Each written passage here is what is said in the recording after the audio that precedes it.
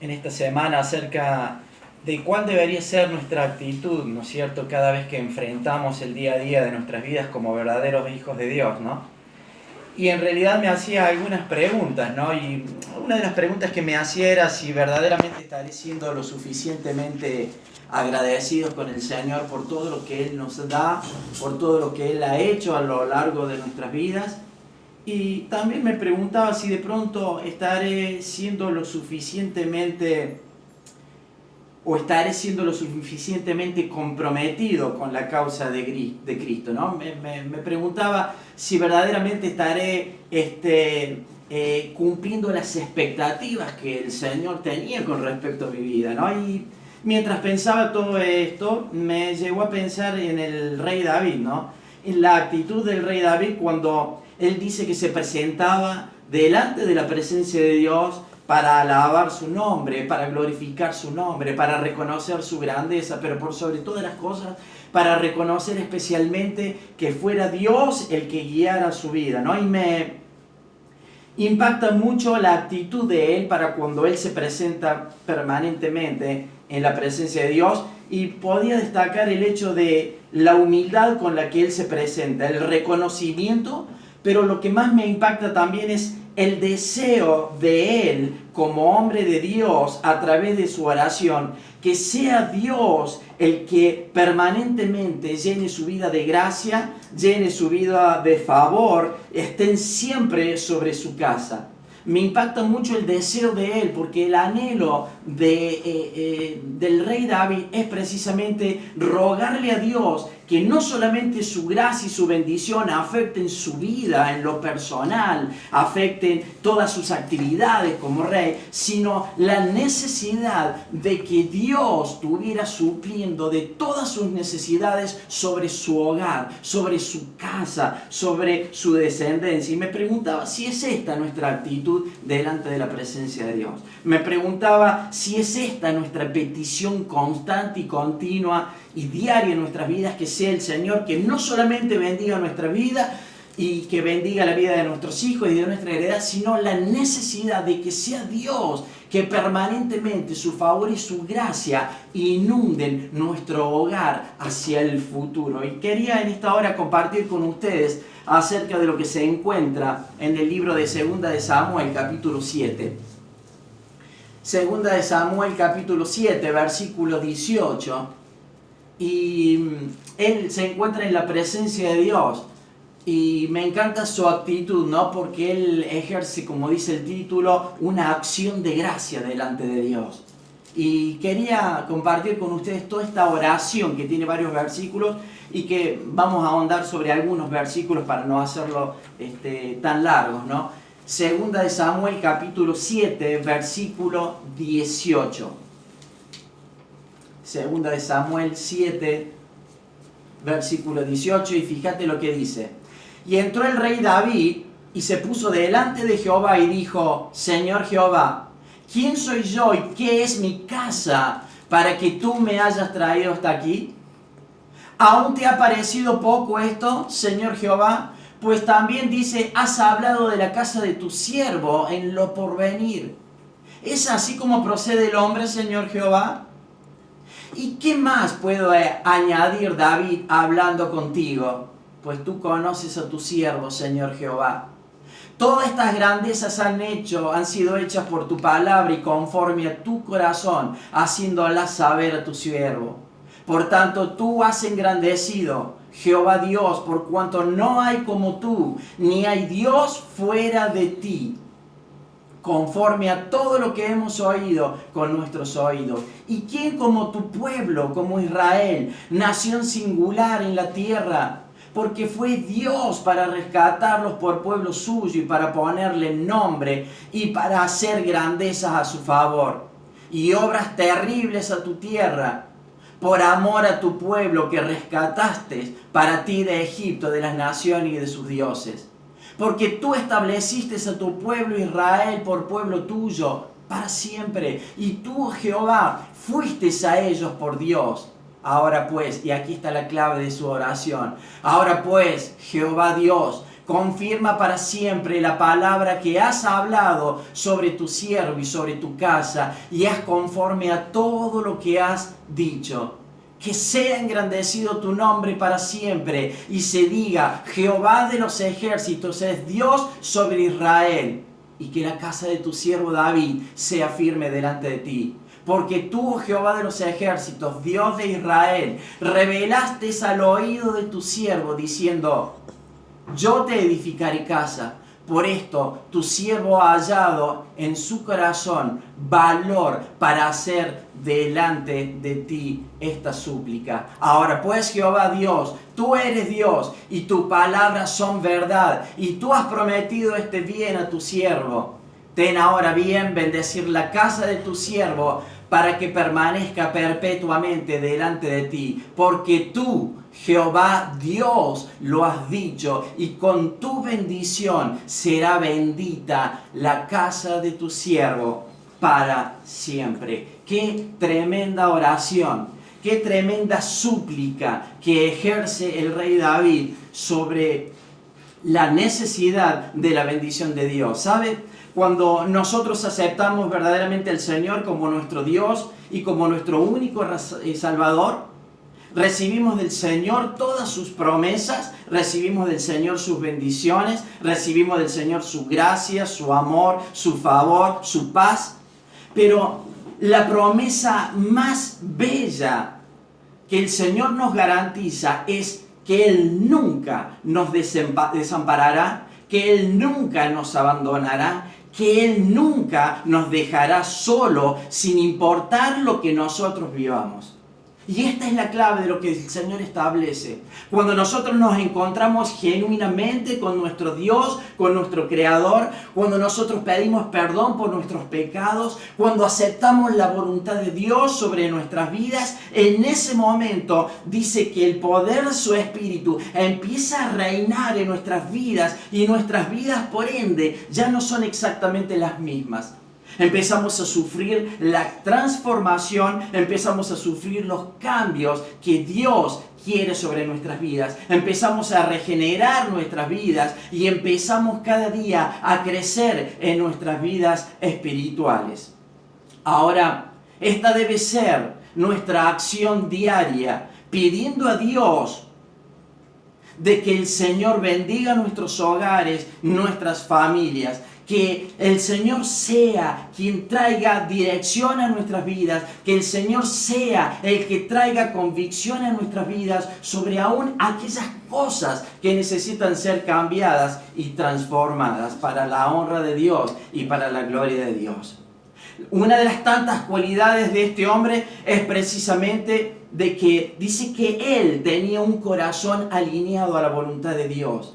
Y en ese corazón alineado a la voluntad de Dios, en ese corazón que empieza a crecer porque acepta las reglas de Dios sobre su vida, él empieza a aprender, a desarrollar la necesidad de escuchar la voluntad de Dios sobre su vida.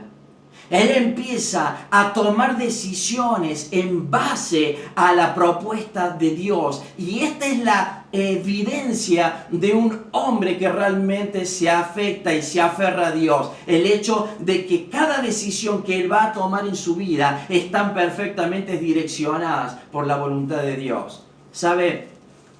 Otra de las grandes cualidades de este hombre es que él trae permanentemente a su vida el recuerdo de todo lo que el Señor hizo a lo largo de la historia. Él trae el recuerdo, las maravillas de un Dios poderoso. Cita en los pasajes que hemos leído cómo Dios liberó a la nación, al pueblo de Israel, de la servidumbre, de la esclavitud. Es increíble cómo Él permanentemente trae el recuerdo a su vida de lo que Dios hizo en Él, en su casa. Y Él reconoce permanentemente que todo lo que Él fue, no fue por mérito propio, sino especialmente por la voluntad de Dios, que Dios fue el que direccionó su vida, que Dios fue el que lo puso en el momento correcto para bendición del pueblo de Israel, pero no solamente para bendición del pueblo de Israel, sino para bendición hoy en nuestras vidas. ¿Sabe? A veces tenemos una tendencia a olvidarnos de lo que Dios hace en nuestras vidas, tenemos una tendencia a olvidarnos de donde Dios nos ha rescatado y creemos que Dios tiene la obligación de suplir absolutamente todas nuestras necesidades. La pregunta es, hermano querido, ¿cuánto tiempo es que nosotros estamos pasando delante de su presencia? A veces hasta inclusive justificamos nuestros errores, justificamos nuestros actos o nuestros malos actos, enojándonos con Dios porque Dios no sale corriendo atrás de nosotros. Hermanos, tenemos que entender esto, que estamos y que debemos estar ansiosos verdaderamente de que sea Dios el que bendiga nuestras vidas, que sea Dios el partícipe de nuestras decisiones, que sea Dios el partícipe de nuestros pensamientos y de nuestras acciones. Porque, hermano, si no estamos dejando a Dios que sea el artífice de cada decisión que yo voy a tomar en mi vida, hermanos, corremos el riesgo no solamente de dejar a Dios fuera de nuestros planes, sino corremos el riesgo, hermanos de querido, de ir derecho al fracaso. El éxito de este verdadero hombre de Dios, del hombre más influyente, del hombre más poderoso, se debió a ciertas características. Primero, a la fidelidad que él tenía. Segundo, a la fe clara y direccionada de quien él confiaba. Y en tercer lugar, a la obediencia y a la capacidad, ¿sabes qué?, de sentarse y escuchar la propuesta de Dios. Ayer hablábamos con los jóvenes y compartíamos algunos pasajes de la Biblia, ¿no? Y concluíamos en una unanimidad de entender que la palabra de Dios no es una sugerencia para nosotros como hijos de Dios. Dios no simplemente nos aconseja. La palabra de Dios para nuestras vidas, hermanos queridos, es precisamente un mandamiento. Y si nosotros acatamos los mandamientos de Dios, hermanos, los márgenes de errores son cero. Porque es Dios el que va direccionando y es Dios el que ha diseñado el plan para el éxito de nuestras vidas espirituales. Me pregunto, hermano querido, ¿qué estamos haciendo con nuestras vidas? ¿Sabe? He sido testigo tristemente del fracaso y de la amargura y de la desolación de vidas que terminaron en el dolor y sin la esperanza. El miércoles pasado yo estaba hablando con mi hermano y sonó su teléfono y vi su actitud de preocupación y era para informarnos que un primo, obviamente un primo en común que tenemos, había fallecido de 50 y tantos años.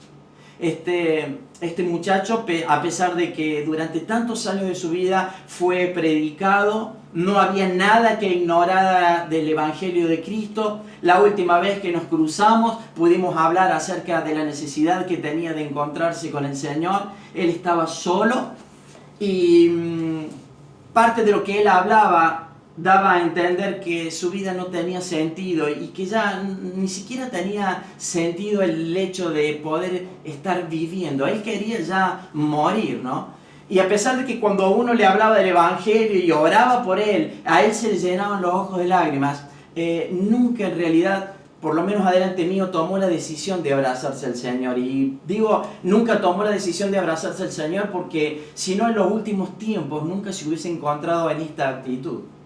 Pero me llamó la atención la declaración de su hermano. Él dice que se sintió mal en su casa viviendo solo, se tomó un taxi hasta el hospital y ahí tuvo un infarto, tuvo un segundo infarto y un tercer infarto. Y mi otro primo decía, si hay algo de lo que yo lamento y me siento tremendamente apenado mientras él lloraba, es precisamente el no haber estado al lado de mi hermano cuando me necesitaba.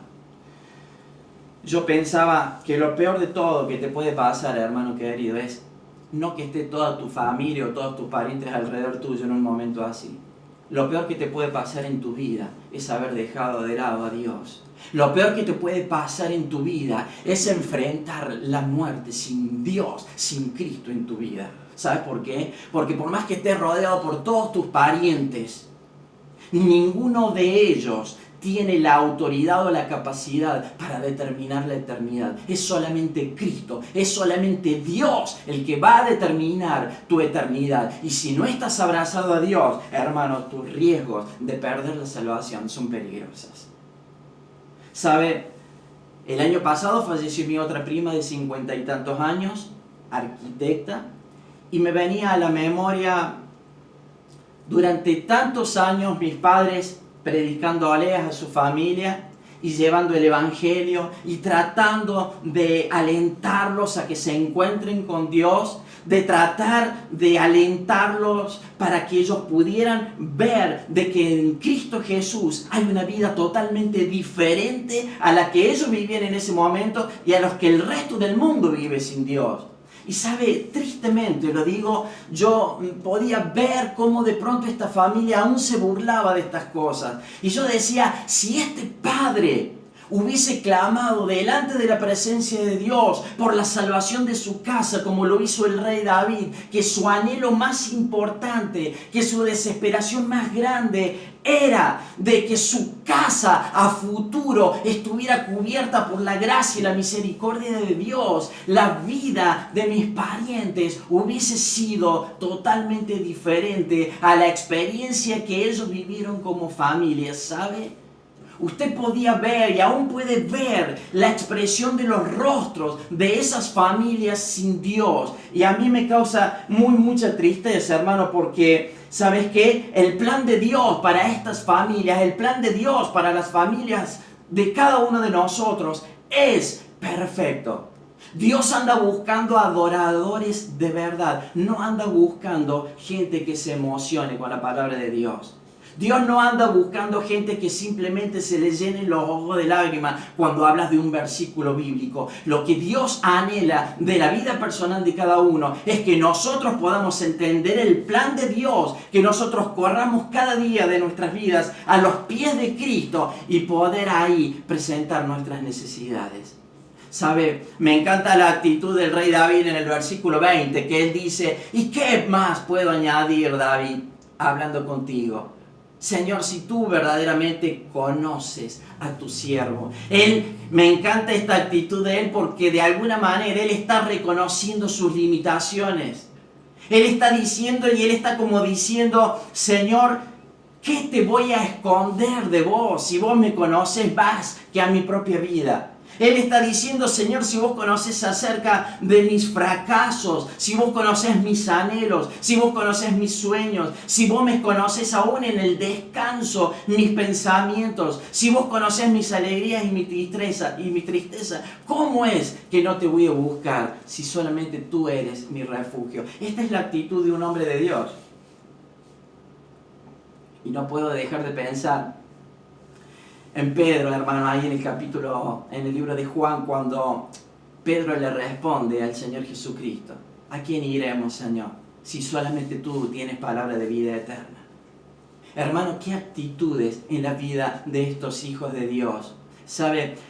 Hay un programa de televisión que es un programa norteamericano, ¿no? Y bueno, se viven ahí en Beverly Hills. Y esta es una asociación de bienes y raíces que compra y vende propiedades. Y sabe, bueno, se venden propiedades de 2 millones, de 3 millones, de 8 millones, de 10 millones, de 80 millones, de 100 millones, ¿no?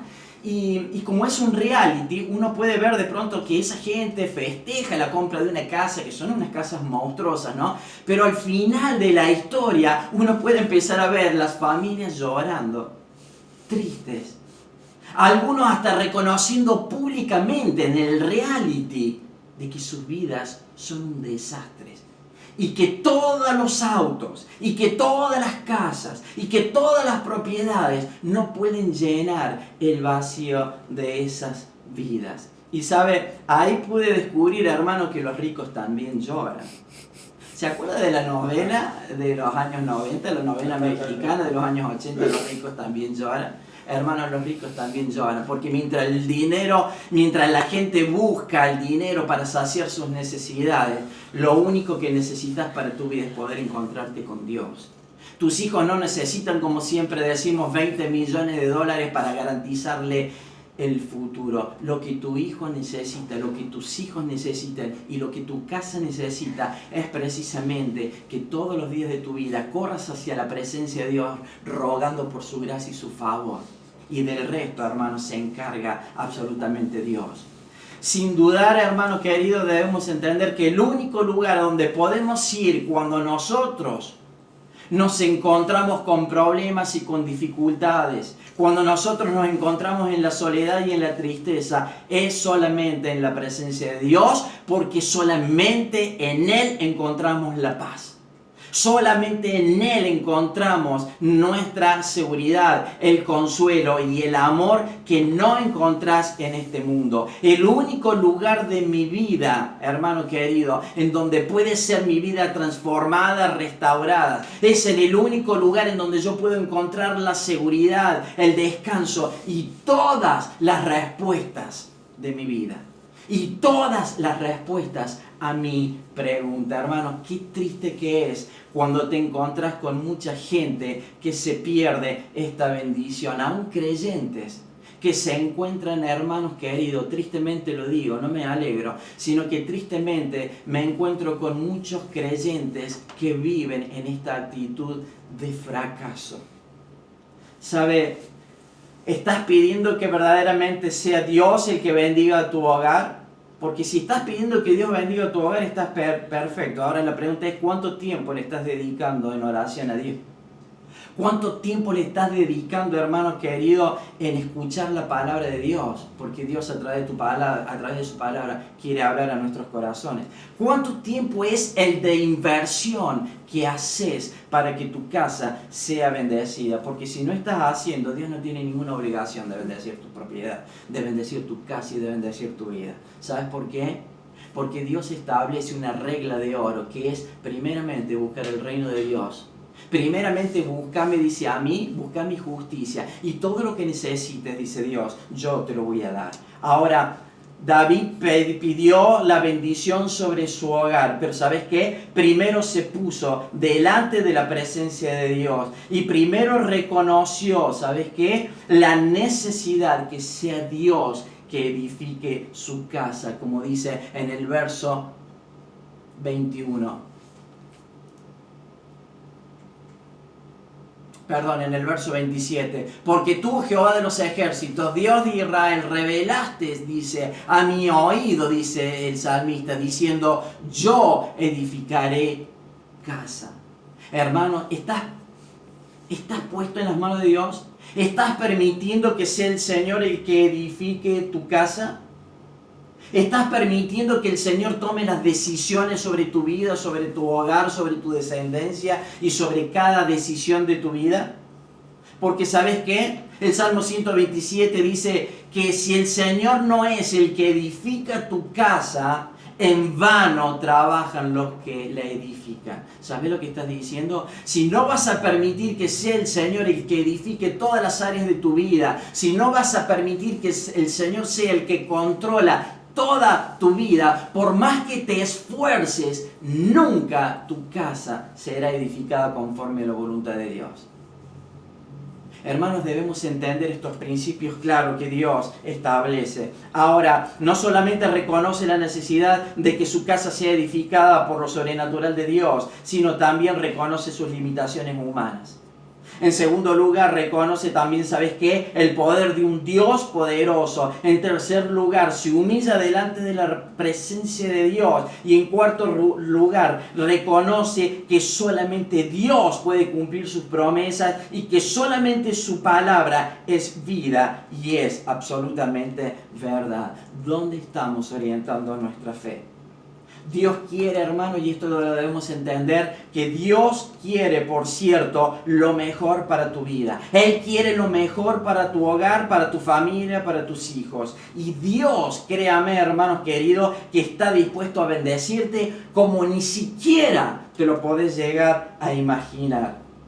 El Señor vino a nuestras vidas con un propósito: salvar lo que se había perdido, redimir nuestras vidas, pero también Él vino para cumplir su propósito personal en la vida de cada uno, que es guiarnos, que es escucharnos, que es cada día de nuestras vidas alentarnos, que es cada día de nuestras vidas animarnos y que podamos entender que cuando parece que todo está perdido, cuando estamos exhaustos, Él dice, yo voy a suplir todas vuestras necesidades conforme a sus riquezas en gloria.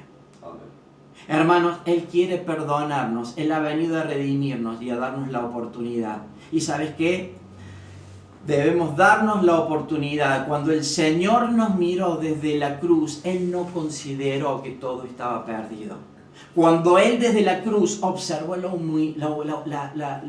humanidad, Él dijo, consumado es. Él quiso decir en ese momento exactamente, listo, aquí está la vida del ser humano redimido en el sacrificio de la cruz. Y nosotros nos tenemos que abrazar a esa cruz, hermano querido, porque Dios ha mirado nuestras vidas y Él dice que valió la pena. David pidió por su familia. Y la clave está, hermanos queridos, en nuestra relación con el Señor. ¿Sabes qué? David pidió, David supo esperar, David confió y por sobre todas las cosas, David obedeció el plan perfecto que había diseñado Dios para su vida.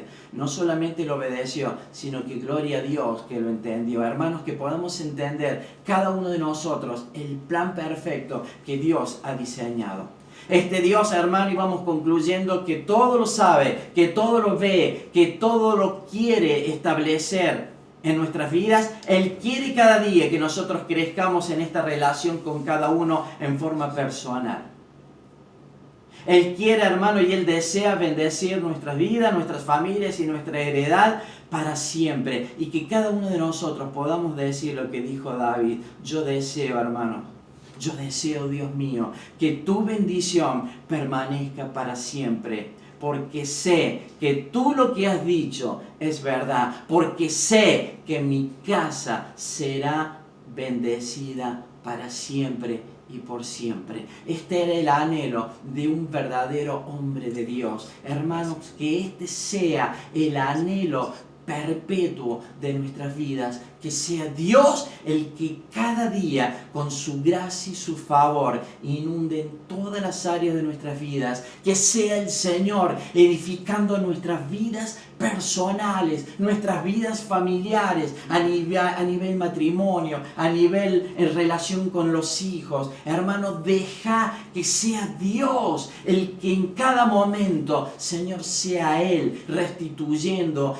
y hablando a nuestro corazón. Que podamos tomar la iniciativa de sentarnos delante de la presencia de Dios, reconocer delante de Dios con humildad que solamente en Él nosotros podemos ser exitosos en nuestras vidas terrenales, pero por sobre todas las cosas que podamos entender que solamente en Él podemos tener una vida de éxito en lo espiritual. ¿Sabes por qué? Porque lo venimos diciendo a lo largo de estos 4 meses. El mundo, a partir de todo lo que estamos viviendo, no va a ser exactamente lo mismo. Y este mundo necesita de la última Coca-Cola en el desierto. Y esa última Coca-Cola en el desierto se llama iglesia. Hermanos, que podamos entender y que podamos estar a la altura de las circunstancias. Dios te bendiga en esta hora y simplemente terminamos con una oración.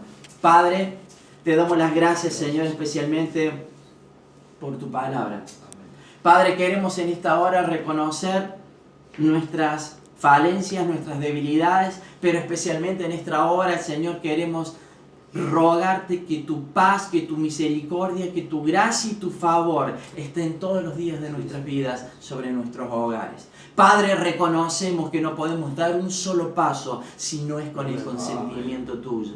Padre, reconocemos, Señor, como lo dijo Moisés, Señor, yo no estoy dispuesto a dar un solo paso parado en esta tierra si no vas a ser vos el que tomando mi mano me va a acompañar. Señor, bendecí las vidas personales de cada uno, bendecí las familias. Señor, ayuda al que está caído, al que está débil, fortalece sus rodillas y que pueda levantarse delante de tu presencia, levantar sus brazos y decir, Señor, yo te reconozco como el Dios Todopoderoso, como el Dios que hizo historia a lo largo, mi amado Padre, de la existencia humana, y que es ese mismo Dios que nos garantiza la paz, que es ese mismo Dios que nos garantiza la eternidad con Cristo Jesús. Padre, bendecí a cada uno en esta hora, y Señor, llená los corazones en esta hora. Padre, bendecí, sacia las necesidades y las almas, Padre, de aquellas personas que hoy se encuentran dubitativos. Padre, queremos rogarte que tu misericordia y tu gracia, Señor, hablen a nuestros corazones todos los días de nuestras vidas. Todo te lo agradecemos en tu nombre. Gracias por lo que has hecho. Gracias por lo que seguirás haciendo. Y Padre, nos ponemos en tus manos, rogando, Señor, que podamos estar a la altura de las circunstancias para seguir llevando la obra tuya en esta tierra conforme a lo que vos has establecido. Todo te lo agradecemos en el nombre bendito de Cristo Jesús. Amén, amén. Y bendecí, Señor, en esta hora especialmente la vida de cada papá en esta hora. Señor, llénalos con el poder de tu Espíritu. Dales sabiduría en lo sobrenatural y que anhelen cada día ser edificados conforme a tu palabra. En el nombre de Cristo Jesús. Amén y amén. Que el Señor te bendiga.